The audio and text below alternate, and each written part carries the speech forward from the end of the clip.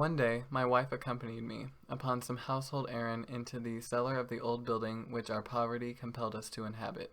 The cat followed me down the steep stairs, and, nearly throwing me headlong, exasperated me to madness. Uplifting an axe and forgetting in my wrath the childish dread which had hitherto stayed my hand, I aimed a blow at the animal which of course would have proved instantly fatal had it descended as I wished. But this blow was arrested by the hand of my wife. Goaded by the interference into a rage more than demoniacal, I withdrew my arm from her grasp and buried the axe in her brain. This hideous murder accomplished, I set myself forthwith and with entire deliberation to the task of concealing the body. I determined to wall it up in the cellar, as the monks of the Middle Ages are recorded to have walled up their victims.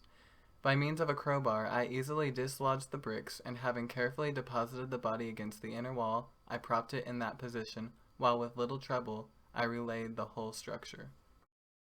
My next step was to look for the beast which had been the cause of so much wretchedness, for I had, at length, firmly resolved to put it to death.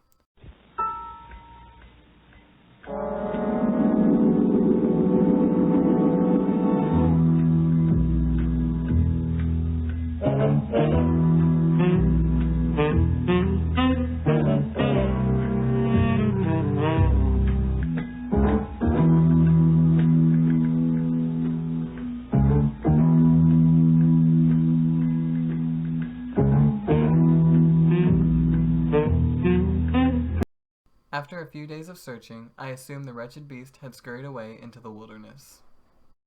Upon the fourth day of the assassination, a police came very unexpectedly into the house, and proceeded again to make rigorous investigation of the premises. The police were thoroughly satisfied and prepared to depart. The glee at my heart was too strong to be restrained. I burned to say but if one word, by way of triumph, and to render doubly sure their assurance of my guiltlessness. Through the mere frenzy of bravado, I tapped heavily with a cane on the very wall the corpse lay behind. In response, a muffled and broken wail sounding almost inhuman began.